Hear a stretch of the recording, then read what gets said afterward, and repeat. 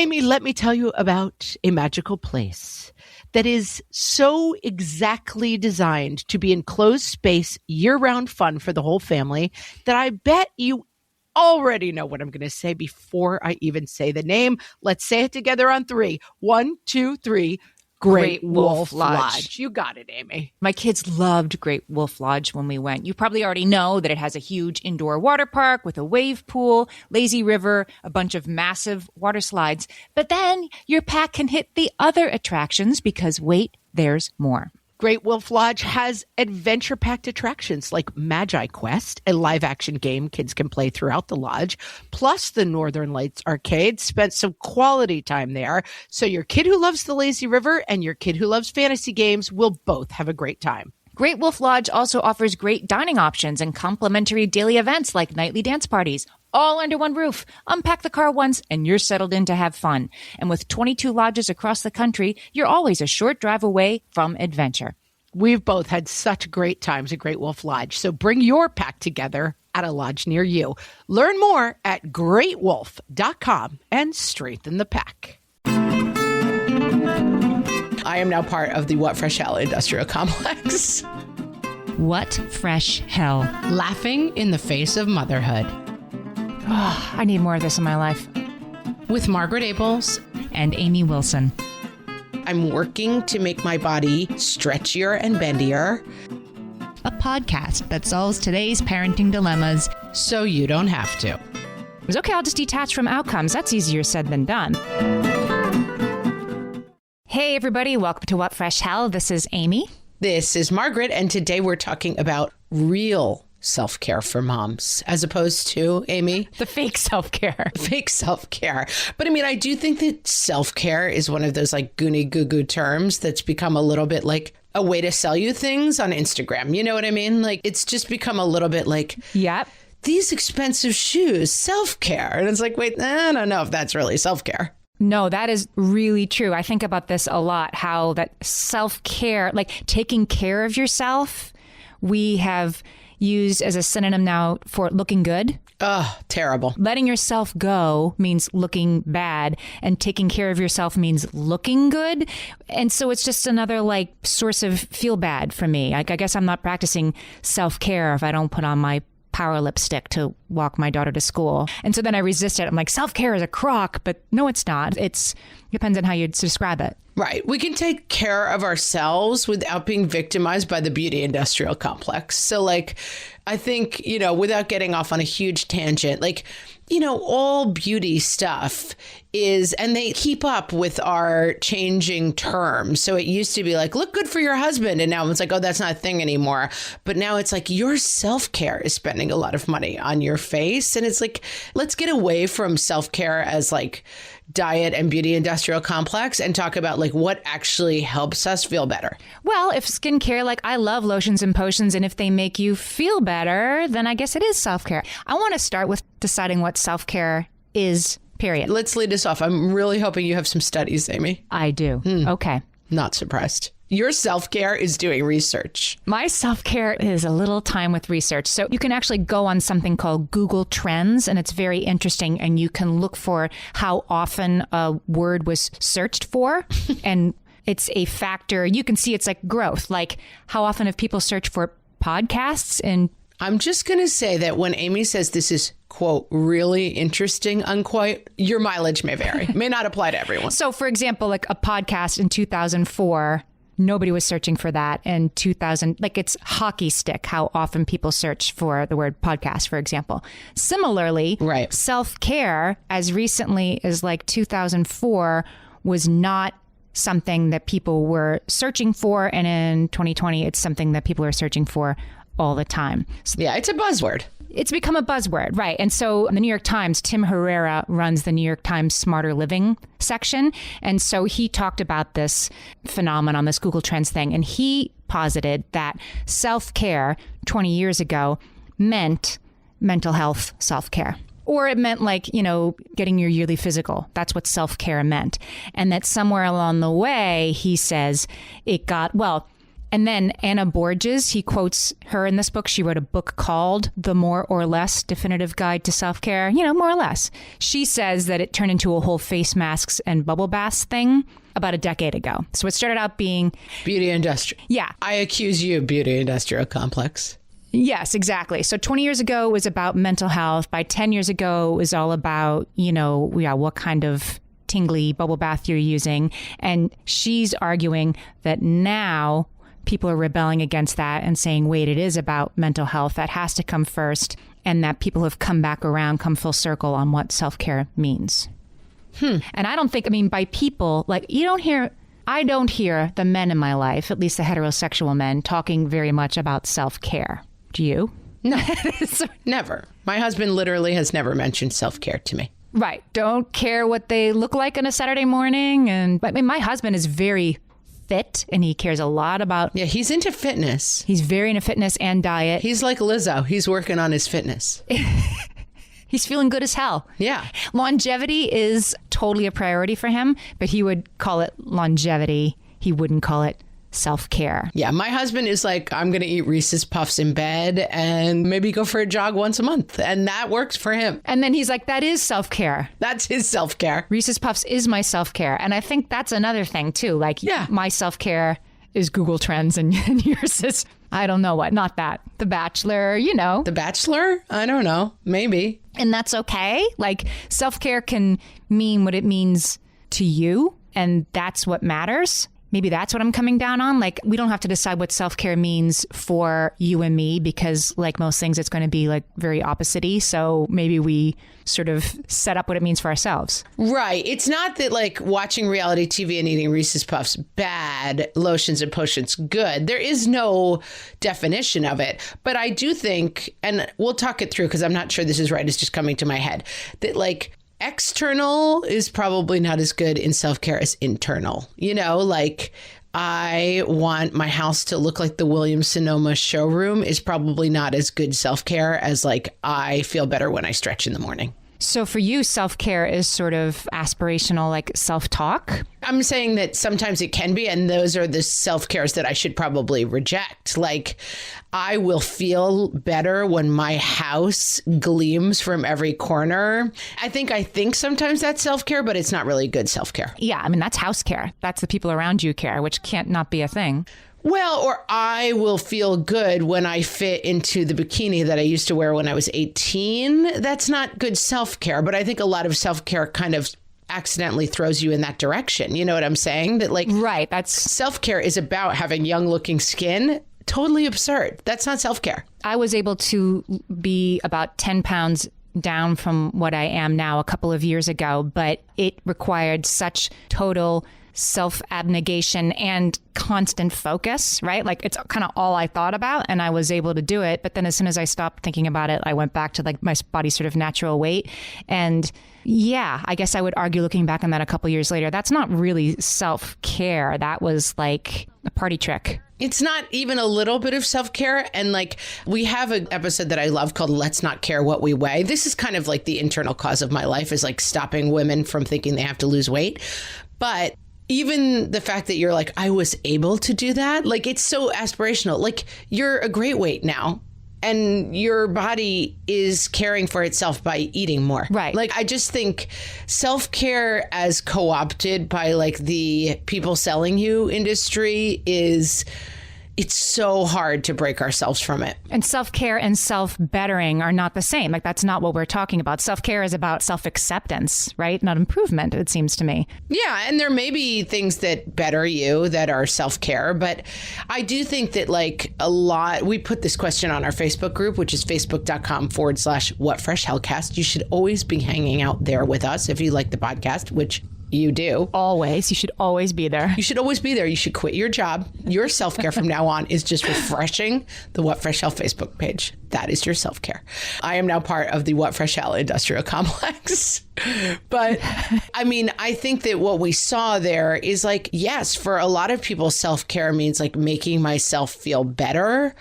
But self-care that is I am trying to live up to a standard that is outside of myself is where I see the problems coming in. Is bonkers, cuckoo, crazy, I believe you would call that.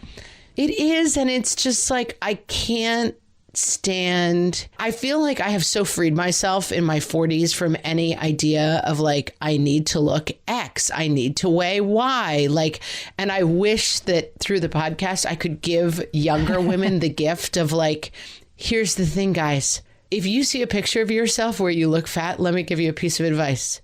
Look at that picture again in 10 years. You're not going to look fat in that picture to you. Like, I just wish I could give you the microchip that is like, no one else is thinking your skin looks wrinkly. Mm-hmm. Everyone is thinking like, Amy looks really happy. Amy looks great. I love to see her smiling. Like, no one is like, I see fine lines around her neck. Hooray. Maybe 10 people are, but like, who cares about those people? Those people are lame. Like, I just think self-care is about taking care of like your mind palace and not making your skin look good for the two mean women at pickup who think you look old. Love it. I give you that. I wish I could give you that microchip, but like, I ask you to try to take it because let me tell you guys, I'm 48 right now. I'm just like, I'm kind of flabby and kind of wrinkly and I'm pretty happy. And my husband thinks I'm cute. Like, I'm good. I'm fine. That is a cared for self. Yeah. I got self-care. And yet I am a person who tends towards bad eating and slovenliness and slothiness. Like, that is just my natural tendency. And my nephew for Christmas this year gave me a thing that I won't name because they're not a sponsor, but where I can go to different exercise classes. And it has been revelatory about like self-care and how I take care of myself, because I love to exercise, but I'm not good at it. And I've tried out a bunch of classes, and some of the classes have been like, work this muscle until it's shaking and you're almost crying in a room full of like size 0 women in like tank tops. And those classes make me feel bad about myself. Oh, I love those kind of classes. Of course you do, because like, that's who you are. You're like a type A, you know, you're like, I like to be with my people, the type A people who do things a million times until they cry. But those kind of classes make me feel bad. And I have found a yoga class that is aimed towards older people older than me, and I'm already kind of an older person. And it involves a lot of like lying around on bolsters and taking deep breaths and like stretching out your muscles. And I realized when I was going to this class in the beginning that I was like, this is not a real class. This is an old person's class. And now that I've been a couple of times, I'm like, I think I might go to this for the rest of my life. I love this class. I love stretching out. I love feeling good. I love doing something for myself. It's 90 minutes, which feels very indulgent to me. But like, I'm getting exercise. I'm working to make my body stretchier and bendier. Am I like burning calories and getting 6-pack abs? 100% not. But like, does it fit my self-care? It does. I love it. I take a yoga class every Monday morning. In fact, we pushed back our recording time a little bit so that I could accommodate this one class, this one teacher. I now have 2 classes, 2 teachers in my life that I felt like it was indulgent and silly to sort of plan my week around, you know, this class with Fred and this class with Kate. But I love them. Like, these teachers make me laugh. They make me happy. They'll give me some little Zen wisdom while I'm lying in Shavasana pose at the end of yoga class. And yeah, planning my week around getting to those as often as possible makes me a happier person. And that's all that's required, even if I don't, you know, lose X pounds or wear X size jeans. It's worth it. I've talked about this a lot before, that like I had this revelation when training for a marathon in my 20s, that this book that I was reading was like, don't attach secondary expectations to the marathon. So don't run a marathon and be like, I'm going to run a marathon and then I'm going to fit back in my jeans. That like, you can do this unbelievably like superhuman thing, which is running 26.2 miles and then feel disappointed if you attach secondary expectations. It's going to lower my cholesterol. I'm going to be happier, whatever. Your only goal is to run the marathon. And I think that that is something to think about in self-care, that like, I could ruin that yoga class by being like, but it's not helping me lose weight. Who cares? It feels amazing to go do. And like, if I want in my self-care to be like, I need to get my aerobic fitness up, I can add a, you know, cycling workout 3 times a week or whatever. But why ruin yoga by attaching secondary expectations about what it's really going to do for me? So as I said, we put this question on our Facebook page, and I feel like I found I came to this revelation just now talking about it, but I should have listened to these people. Rhea says, walks on the beach by myself. I am lucky enough to live by the water, like to go roller skating on the path near my house while my husband hangs out with the kids in the afternoon. Love that, right? Like, who knows? We've talked about that. Yeah, like being outside, like no matter the weather. I walk through Central Park a lot now because I live in New York City. Every time I'm in Central Park, I stand there like, why am I not always in Central Park? But I never walk in there unless I'm on my way to the other side of town and just feel like walking because it's nice. I never go walk in the park to do it without a destination in mind. And that's crazy because it's so fulfilling and beautiful. Just taking a walk. Well, I have a funny story about that, which is that I have a friend who listens to the podcast and is a friend in town. And I was several podcasts ago, I don't remember what we were talking about. I was like, I have a friend and we go walking every Thursday, no matter the weather. And it makes me feel wonderful. And I saw her and she was like, hey, by the way, I heard you say that on the podcast and we haven't been out in 3 months. And I was like, oh, you're not wrong. And guess what we did yesterday? We went for a walk in the woods and it was really cold in New York and it was windy. And literally I sat for 5 minutes, like about to text her to be like, I can't go. Something came up. Because what does she know?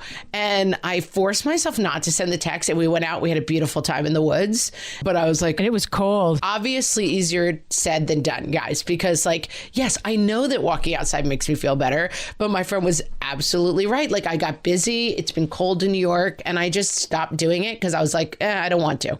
And so we love back to ones, guys. The other thing about self-care is like, it's always waiting for you at your back to one. It's always sitting there waiting for you. Like my outside walks, like I didn't fail. I just fell away from it. And like yesterday I went back and I was like, oh, this does feel good to be, even though it's cold, I gotta, we're moving and I'm unzipping my coat because I'm too warm. And it feels great to like have the sun on my face and be outside walking. Oh, I need more of this in my life. Okay, let's take a break. And when we come back, I'm going to go back to one in this. When we come back, I have another sort of what is self-care thing that breaks it down really successfully, I think. All right, we'll be right back. For some of us, tax season is one of the only times that we look at our finances fully. And once it's over, well, that was terrible. And it is completely understandable not to want to think about it for another whole year. But using Monarch and being intentional with your finances in an ongoing way helps you see where your money is going and how you can put your refund to best use. We are here to tell you, simplify your finances with Monarch. Monarch is the all-in-one personal finance tool designed to make your life easier. It brings your entire financial life, budgeting, accounts, and investments, net worth, and future planning together in one dashboard on your phone or laptop. Feel aware and in control of your finances this tax season and get 50% off your Monarch subscription with code FRESH.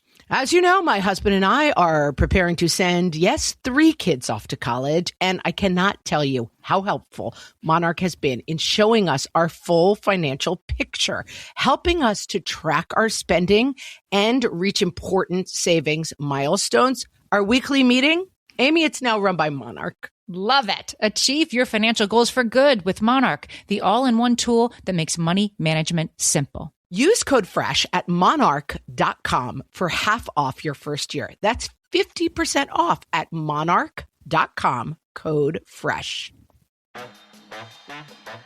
At DSW, we ask the important questions, like, what shoes are you going to wear? Whether you're prepping for wedding season, festival season, or just planning the ultimate vacay, the right shoes can make or break an RSVP. So own the moment. You've got big plans, and we've got just the shoes. At the perfect price, of course. Get ready to get ready with Designer Shoe Warehouse. Head to your DSW store or DSW.com today and let us surprise you. Okay, so Deanna Zant put up an Instagram post that was actually more like a carousel, like a bunch of posts in a row about this. I'm going to put the link in the show notes for this episode, which you can find in your app, or you can go to whatfreshhellpodcast.com in the show notes for this episode. Amy, does it mean I'm old that I don't know what the phrase Instagram carousel means? Come over to Instagram. It's so fun. Like you can swipe. Like there's like 6 or 7, I guess you'd call it a slideshow. Facebook calls it a carousel. There's many pictures in one post. Okay. All right. So she put together, she's a cartoonist, and she explains the difference between self-care and self-soothing. And I thought this was like, oh, I get it now, trying to understand what self-care is. So she says, self-soothing is an activity that provides distraction or comfort in difficult times. This is, putting on a silly movie, having drinks with your friends. Eating Reese's Puffs in bed. Eating Reese's Puffs. While watching reality TV. Yeah. She didn't use that specific example, but you could certainly insert. I know a friend who does that. All of these things, they're important. There's a place for them. There's a time for them. They're wonderful, but they don't stabilize you, she says, or create opportunities to move you forward. That doesn't mean you never do them. It just means they're one kind of thing that she calls self-soothing. Taking a bath, whatever. That's self-soothing. Okay, I like that. Singing, silly music. Self-care, Deanna Zant argues, is an activity that helps you find meaning or that supports your growth and your groundedness. So she puts under self-care, she puts yoga and massage actually under self-care, setting boundaries, going to the doctor, like doing your doctor's appointments, getting your mammogram, your colonoscopy, all that stuff. Our listeners are smart because a lot of them talked about that as well. Yeah. Eating right, macro, right? Not eating right to lose 10 pounds, eating right, like trying to get some vegetables in once in a while because you want to live to see your grandchildren, going to therapy, all of this stuff that's sort of investing in your life being one of growth and groundedness. That's self-care. And I liked that. I'm like, okay, it isn't that self-soothing is worthless. It's just that it's temporary, and self-care, she argues, is moving towards something more long-term. And I would even break self-soothing a little bit into positive and negative, although I joke about, like, I do like to eat cereal in bed while watching reality TV, I recognize it in myself, and I leave room for non-positive, I won't even say negative, but non-positive self-soothing. Sure. So like I leave room for like playing Candy Crush under a blanket for 2 hours. Like that is non-positive self-soothing, but I do find it soothing. And like another non-positive self-soothing I have is like scrolling Twitter in bed at night. Like I realized that like reading a book is better self-soothing than scrolling Twitter. But I have found that like I am not a person who responds well to like, what do you call it when you ban something entirely? I do a little bit better with like, okay, I'm engaging. I am knowledgeably engaging in some non-positive self-soothing. But after a while, if I start to feel like actually grossed out and poisoned by eating too much sugary cereal, I know that I'm like, oh, I'm doing this because I'm looking for self-soothing and I would be better off taking a hot bath. When I know my categories, I'm like, oh, I can trade sitting on the couch and like eating mozzarella sticks dipped in ranch dressing, which is very soothing for me. Can I trade that out for like 10 minutes of meditation? Yes, it's not the same. It's not as great, but when I define it that way, it makes it easier for me. Brene Brown calls that kind of stuff numbing behaviors. And I think there's a difference between self-soothing and numbing, like, binge eating, drinking too much alcohol, I don't know, codependent relationships, never putting your phone down. Those are numbing behaviors. They're behaviors that allow you to check out from reality as opposed to like staying present and calming down, like going for a walk with a friend, calling up an old friend, having lunch with an old friend. That's self-soothing. Like that's restorative in a way that avoiding eye contact and looking at your phone is numbing. I do think you have to check that a little bit. Yeah, I think that's interesting. But I think it's a spectrum, right? Like, I don't think there's probably ever room for like, I just need a little, illicit drug use. Like there is an end of the numbing spectrum that I would avoid. But I would say the harmless ends of the numbing spectrum, I allow room for in my life. Yeah, I think that's why I like this Deanna Zant thing on Instagram, because she was careful to be like, sing along to Lizzo all you want. Like that's great. But there's another level. And that's, keeping that cardiologist appointment. Such a smart distinction that I've never, ever thought about before. I love that. All right, let's turn to some of our listeners and talk about, and now we have a new language to talk about them because. Like self-soothing, self-care, yeah. Nikki says going to bed on time. That's real self-care, right? I totally practice this. I couldn't stay up later if I tried. No. I went to a doctor and he was like, how many hours of sleep do you get a night? And I said 8. And he was like, no, but really? I'm like, 8. And he said, what time do you go to bed? I'm like, 10:15. Like I go to bed at a reasonable hour and get up pretty early because I'm a light sleeper and the sun is coming in the window, and I keep it pretty tight. And I will say to those of you who are listening whose heads are exploding because you have like little ones and you're not sleeping, I really found there are years of your life, especially I had 3 little kids. I had 3 kids, each 18 months apart. I went 5 to 6 years of my life without enough sleep, and it was horrible. Yeah, me too. Then when my kids got school age and they're sleeping through the night, like this gets a lot better. It comes back.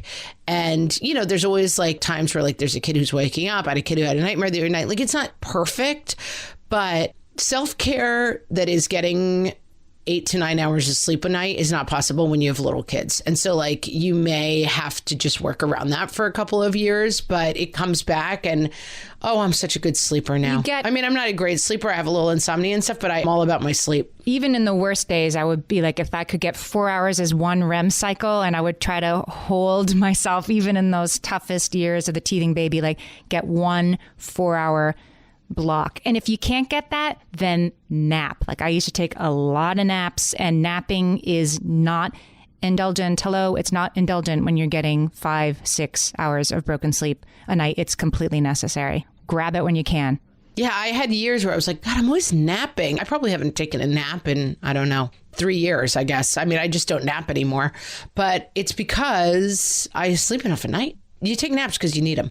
Lori and Rebecca both say taking a day off, which I think is really interesting. Like, I think we as women, caretakers, people who work and have kids, people who stay home with our kids, the idea of like, I am too busy and everyone needs me. We had a situation a very long time ago. I think I've told the story, but I won't get into huge details. But when my husband and I were dating, I was like, I really like this guy, but he doesn't seem like he has any bandwidth in his life for a relationship, and certainly not like a wife and kids. He was so busy at his job.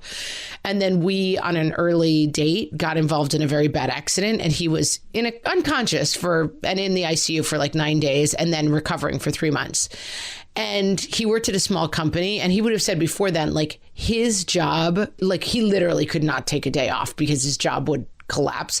And he had some reason to believe that. But like, guess what happened? His job survived. Like everybody survived. Everyone had to work a lot harder, and it was difficult. And, you know, he got back to work as soon as he could, and he like, whatever, had a broken arm, and he was like typing with the wrong hand, and he got back to work as quickly as he could. But like, watch the story that like you can never take a day off. I live in that story, and I've been working on that like very recently. I'm reading a book right now, which I recommend. I'll put this on the show page too. It's a book called How to Do Nothing: Resisting the Attention Economy by Jenny Odell. I do not need to read that book. Oh, but you might, because it's like, but don't do Candy Crush either. Like do nothing, you know, like that, to just stand and feel the feeling of the, you know, ground beneath your feet, and just attend to that, and don't fill every moment with one more thing you can get done, is like a increasingly radical act in our society. This yoga class that I love, the teacher just went on a 6-day silent retreat, and I know friends who've done them, and I've always been interested in doing them because I'm like such a talker, and I think I would be just really interested to try. I don't think I could start with 6 days, but like, it would be terrifying, right? But I think it would be really interesting. And I think one of the things I love about this yoga class is like, it's just 90 minutes of real quiet. Like it's not filled up with even like straining to do the motions. You're just kind of moving from pose to pose in this very calm way. And it does force you into that space of like, what am I doing if I don't have, you know, a watch or a phone? Like I'm just here existing for 90 minutes. It's interesting. I'm trying to take this space in little ways because this book is blowing my mind a little bit. And I am not the kind of person who will take, like, I would never go to a movie in the middle of a day on a Tuesday or something. I am not that kind of person. If I have an appointment to meet somebody, that's different. I would never just do this stuff. But just taking that, like, oh, I don't know, the 5 minutes waiting for my daughter's little play to start last night, I just sat there and I had chatted with the person next to me, and I had nothing to talk to somebody about in that moment. And you get that like phone feeling, and I just sat there instead and took deep breaths, and it feels really weird for a minute, and then you just kind of burst through it into this sort of, this feels nice. And it's self-care to do nothing. I'm a big fan of like the personal day, like, because I work obviously at home and I have kids and they're in school during the day. And like every once in a while I'll say to my husband, like, I'm taking a personal day, take myself out to lunch, go to a movie, like just really take the day to just relax. Love it. Yeah, I don't do this, but I will try this. Rebecca says she watches trashy TV, lets her kids go to after-school care, and has downtime on her own terms. Love that. Mm-hmm. This is where I struggle, though. Cassandra and Lori also say making medical appointments. I just was on vacation and I have a journal that I'm working on that's like kind of very intentional about like doing the things you don't want to do. It's the joke of like, it took me 45 minutes to do the thing I've been putting off for 3 years.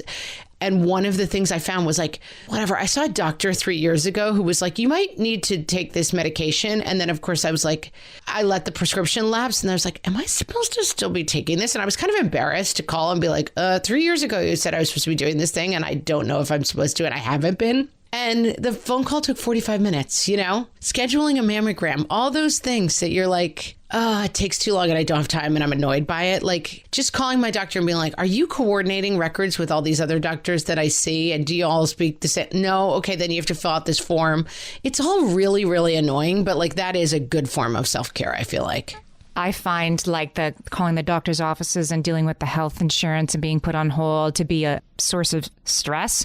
But it's investing longer term in something. Like maybe you call the doctor and then you go take a bubble bath because that was kind of stressful, but it is self-care. Yeah. And it's a different kind of self-care because it's not relaxing. It's stressful. Yeah. Speaking of, my sister-in-law, Tess, commented, self-care for me recently has been letting go of outcomes I can't control. It means less self-induced stress and more sleep for me. And I will tell you that Tess is a small business owner, just started her own business, and it's incredibly stressful. She's doing so much stuff to get this business off the ground. And I think it's really interesting. She's also a mom of 2 really young kids. So she's got all this stuff going on. And I think this is a really interesting form of self-care. Parenting is letting go of outcomes I can't control, but it's a journey. Yeah. And I mean, I think I just saw this quote on Facebook and it was unattributed. So I don't know who it's from, but it's a little bit Instagram meme with the sunset in the background. But I was like, this really spoke to me. You are afraid of surrender because you don't want to lose control, but you never had control. All you had was anxiety. Oh, I think it's Eat, Pray, Love Lady. Oh, that makes sense. What's her face? Gilbert. Elizabeth Gilbert. Good. Because I feel like that was just such an aha thing for me, that this thing of like, have to hold it tight. No one else is holding it. I'm the person with my finger in the dam, and like, I'm the person keeping it all together. And let me say, and like finding places where you're like, hey, we've invested a lot of like personal income, time, and, you know, blood, sweat, and tears into this business. And like, I have to make sure it comes out okay. And if that means staying up until 3 o'clock worrying about it, like I'm doing my part.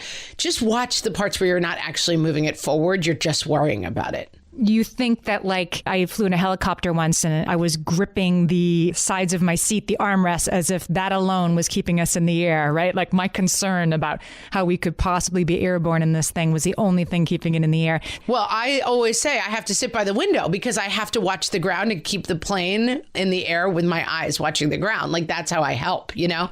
Exactly. You can start to feel that your worry and anxiety is a positive force in the world when it's not. But getting to the point, like detaching from outcomes. Okay, I'll just detach from outcomes. That's easier said than done. This is a process for sure. Much easier said than done. All right, more about that. All my kids learned to swim when they were little. It was super important to me that they be confident and safe in the water. There was only one problem with that: taking them to swim lessons. I mean, the pools were freezing. There were always cranky adults doing laps right there. And it was definitely not, for any of us, what you would call fun. Amy, heard. But now there's Goldfish Swim School. Goldfish takes a really thoughtful approach to swim lessons, combining research-based teaching with a warm, kid-friendly environment that actually helps kids thrive in the water. Every detail at Goldfish is thoughtfully designed to create a golden experience, from shiver-free, warm indoor pools to comfy waiting areas for parents to professionally trained lifeguards on deck. Goldfish uses an approach called the science of swim play, which combines guided play with proven teaching techniques to help kids learn to swim, build water safety skills, and gain confidence, all at their own pace.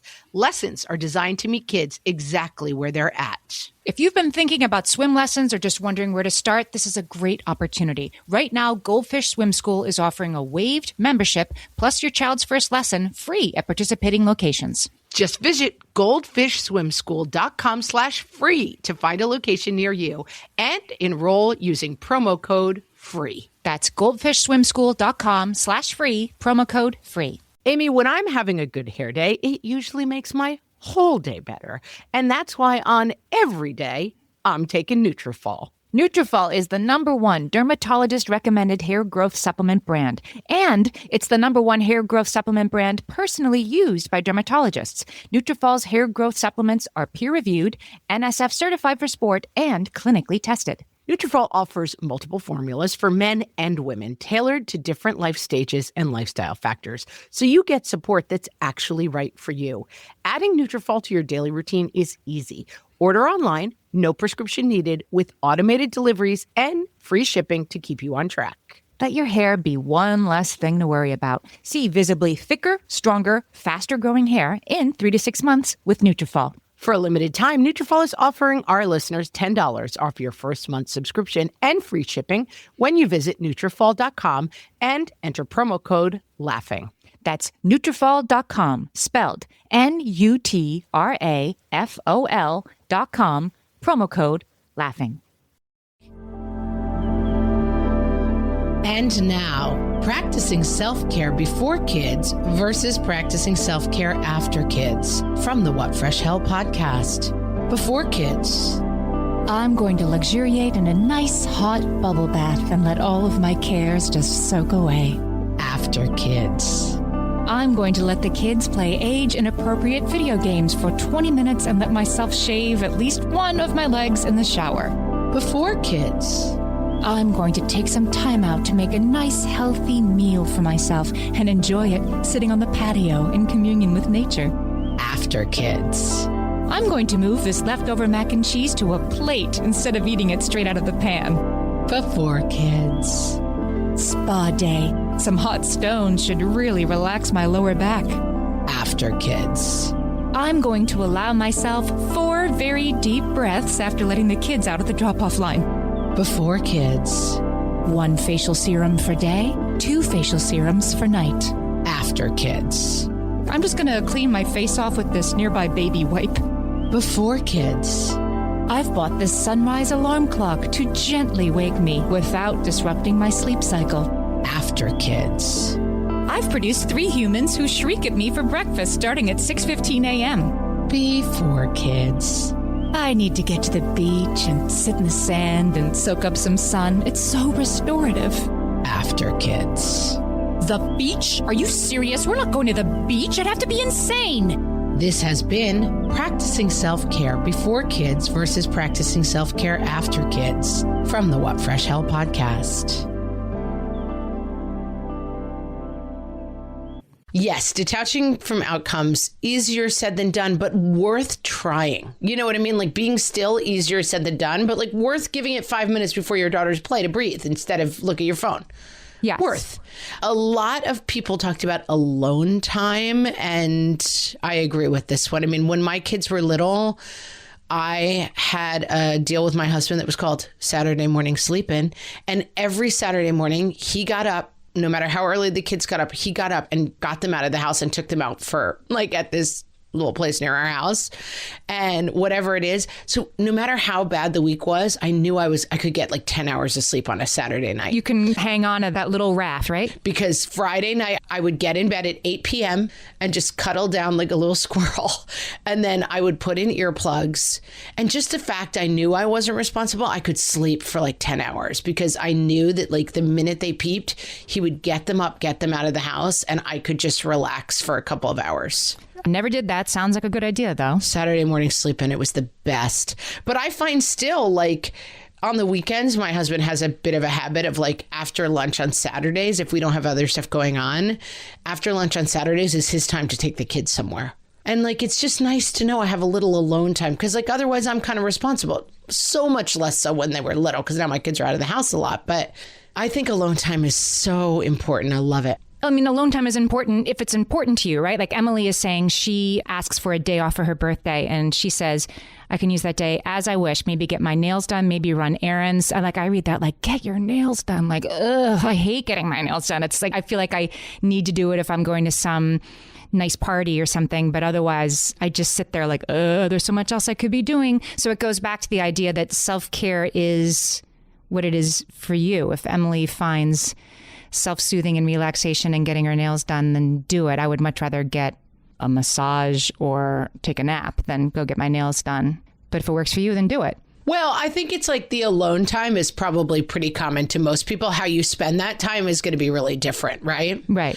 One form of self-care that I hadn't thought of that a lot of people talked about was doing something uncomfortable. Amy says going out of my comfort zone and doing something when I would rather be home.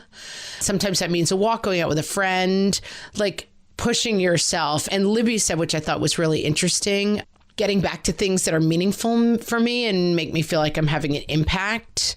Brea said expanding her career is part of her self-care, that like for the first 5 years of motherhood, basically I just put in the hours and nothing else. As they got a little bit older, I was able to do more dinner meetings, conferences, serve on boards, like that. Allowing herself to lean in a little bit at work is for her self-care, which is interesting. It's not what I would think of. I have a friend who is dealing with a sick parent right now, was dealing with a sick kid, now dealing with a sick parent, and is feeling some anxiety and, yes, guilt about trying to actually restart a career after, a couple of years at home dealing with this stuff. Is that selfish? Like, not if you want to do it, right? This is somebody who will get a lot of juice out of that. And like, it's oxygen that you'll bring into these other parts of your life. There's always somebody else's needs who can come first. So taking that step of putting your own needs first, which for you might be having a meaningful career or having meaningful volunteer work or just something that has nothing to do with taking care of your kids. If that feeds you, then doing that is not selfish. Well, and it strikes me just as we're talking about it, that self-care is about identifying what yourself needs. You know what I mean? So like for like a really busy mom of toddlers, self-care might be like, I need quiet. I am constantly being like touched, pawed at, and screamed at by children. I need quiet. That's what I need. So I need to like take a yoga class, take a bath, whatever it is. For people maybe who've been in it for a couple of years, it's like, I feel like I'm like a piece of fruit, like withering on the vine. Like I need to nourish my roots and I need to get back involved with like political activity that's interesting to me. I need to get involved in the PTA at my kids' school and use my like organizational skills to help them build the new playground. I need to get back to work. So like defining what you need is maybe step one of self-care. Some people need to say yes, right, to things that they might feel guilty about for self-care. And then a lot of us need to start saying no as a form of self-care. Oh, let's talk about setting boundaries as self-care, because a lot of people had that as their issue, or really putting themselves first. Justine says, treating my gym time as sacred for me and my mental and physical well-being. My workouts are in calendar, in pen. People, I'm not flexible about it. Wow. And then Emily said, which I thought was really interesting, I tell people at work that I have physical therapy. It's like, you can't say to someone like, I have to go to the gym. Like, it's like, what's wrong with you? You know? I've learned this when I was working on a novel, which is the most like thing you sort of fit into 10 minutes when you have time. And that's not how you get a novel done, right? That you have to sort of calendar it and then tell people you have a meeting or you have a deadline. Even when your deadline is with yourself to get the chapter 8 draft done, you have to calendar it. Yeah, you have to take up space for that, which is really hard for us to do as moms when we have so many other demands on our time, but it's important. And I think it's just an interesting perspective on self-care, which is that other people are like, I remember my mom, so Irish Catholic, we went to get massages at some point. She never had a massage in her life. And she was like, right, it was nice. It seems a little self-indulgent, you know, like that I would lie around and let someone rub me. And she's not wrong. But I think defining stuff either for yourself or for the people in your life as like, I mean, I would say like I'm taking a personal day, but like I have physical therapy. Maybe physical therapy is going to get your fingernails done. Like whatever you need, like you can define it for other people in a way that makes sense to them. Because in the big picture, Nicole says, and I love this, putting your health and sanity first is so important. Babies cry, toddlers whine, preschoolers and young kids need a lot of attention, but you have to take care of you or you'll get depressed and wake up 10 years from now not knowing what the heck happened to you. Trust me, I've been there. And like, it's maybe a little doom and gloomy, but I do think the thing of like Michelle said, I'm a mother, not a martyr. And I think that a lot of us, and we've talked about this in a lot of different episodes, right? My story is I do everything for everyone. I sacrifice myself. Everyone comes first. My beloved kids, my spouse, I put everyone before me. I'm in charge of keeping the schedules. I do it all. I figure out what's for dinner. Oh, if it wasn't for me, they'd never have doctor's appointments. All true, by the way. Probably true. But if your story becomes like everyone before me, that path doesn't end that well. You're not taking care of yourself. And then you kind of become resentful of like your kids, and you kind of become the like, you know, this sort of bad sitcom stereotype is the end of that road, which is like, oh, no one cares for mom. What do you say about the mom from The Sopranos? Yep. Oh, no one cares. Take the knife out of the ham and just kill me, I guess. You know, like you don't really want to go. And most of us are not heading quite that far down the road. But like the idea of like, no one takes care of me. I take care of everyone else. I would just get out of that story. I have something I want to say about self-care because this blew my mind when I heard my daughter's health teacher say this. It was one of those moments like, really? I'd never thought of it that way. She said, you have to practice self-care habitually. You have to make it a practice that you take seriously because you can't just do double self-care when you need it more. It needs to be something that's there for you all the time that you can access. In other words, you can't like get fired and then start meditating 3 hours a day. You need to be meditating 10 minutes a day so that when you get fired, it's there to buoy you up. Or your circle of friends when your kid, you know, gets suspended or whatever it is. The self-care needs to be, it's a program that's running in the background all the time, and you need to make sure that it is and invest in that. I'd never thought about that. I think it's really smart. But yeah, you can't just get 2 massages when you have a bad week. You have to think about it all the time. My friend always says sleep isn't a bank. You can't just go and get with like sleep is a constant. You need 8 hours of sleep all the time. You can't like get 12 and then get 2. It doesn't work that way. Mm-hmm. And self-care is kind of the same way. It's not a bank. You can't go and be like, I need a huge withdrawal. Like it doesn't work that way. It's got to be a little bit every day. And yeah, I think for so many people, so self-care for a lot of people look like coffee, quiet, baking, having a glass of wine, a lot of baths. I have to say, I have to share you my self-care sadness with you, Amy. We moved to a house that does not have a bathtub. It has bathtubs, but they're like horrible little baby. Basically, like my butt fits in it. It's like not a bathtub. It doesn't cover you with water. It's like you can only get... I have a bathtub and I use it like 3 times a year. Would you be using your bathtub more if you had it? Baths are being in hot water is like, my husband's always like, you're like a crab, like put you in hot water. Being in hot water is the thing that makes me feel better. So my dad lives down in Florida and his place has a hot tub. And like, I'm so happy when I think about it. You're just in it for a week. Yeah. Being in it. It's the best thing. My husband is the opposite. He'll come and sit with me. He just puts his feet in. Like he can't stand being in hot water. But when my kids were little, I took a bath every single night. It was like the half hour of my day that was like, it's going to be okay. Wow. I love a warm bath. Ultimate self-care. I want to read something that Amy, not me, a listener Amy said, because we thought it was a good sort of summation of all the stuff we've been talking about. She says, self-care to me is not putting off that pap or boob smush, mammogram, saying no to things I hate, like bake sales, buying the good shampoo. That's a good one because I like smelling my hair all day. I'm like that, Amy. I have a lip balm that I love and it's like a little expensive and I use it all day, every day and I love it. I don't care. She says she goes months without shaving below the waist because I'm the boss of me. Cutting out the toxic people, no matter how they're related to me or how many years I've invested, and being brave enough to fold in people who make my eyes smile, lying on the driveway, looking at the stars through the clouds. Oh, you're a cool chick, Amy. That's pretty good. Amy, I know Amy in real life. She does a lot of this stuff and has had a tough road in the last couple of years. And like, so you should really take it from Amy because she's really onto something here. And I think that, yeah, like taking time for you and taking time for actual you, not imaginary you know? And not thinner you, right? Not aspirational you. Not thinner you, not prettier you, not you with less lines on your face, you know, that kind of stuff. Like leaving that behind is part of self-care. Taking time for real you. Like, what are the things that you need? And I mean, this is like something we're very yoga. I guess we're very Zen or Buddhist today, but like thinking about going to a yoga class. It's like, what is internal to you that needs to be fed or cared for?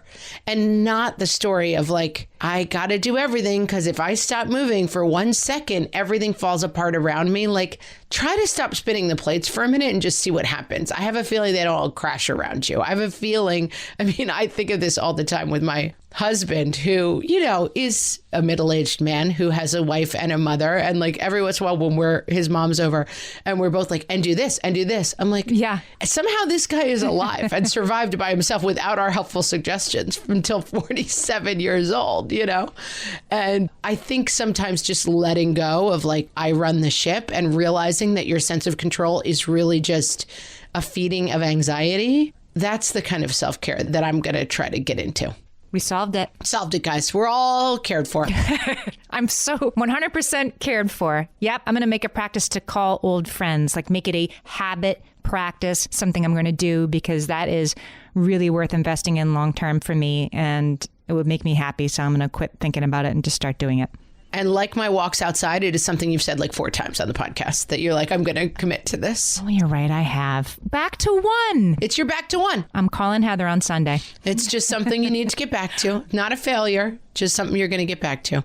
All right, guys, we want to know how self-care is going for you. Come to our Facebook page. Well, we already know your self-care is refreshing that a million times a day. Facebook.com/WhatFreshHellcast. And please join our What Fresh Hell podcast group because it's just such a fun place. It's a hot tub. It's the hot water of Facebook. Yes, it is indeed. Is that a good metaphor? Yes. We're also on Instagram at What Fresh Hellcast. We're on Twitter at WFH Podcast. And I'm going to put up the links to Deanna Zant's beautiful Instagram post on self-soothing versus self-care and the book, How to Do Nothing. All that stuff is going to be up on our show page at whatfreshhellpodcast.com. Guys, thanks for listening. We'll talk to you next week. So long.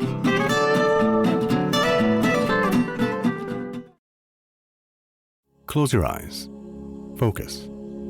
Listen to work getting done with Monday.com. Relax as AI does the manual work, while your teams are aligned on a single source of truth.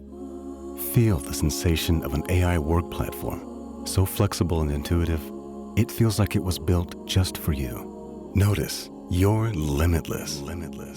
Now open your eyes, go to Monday.com, start for free, and finally, breathe.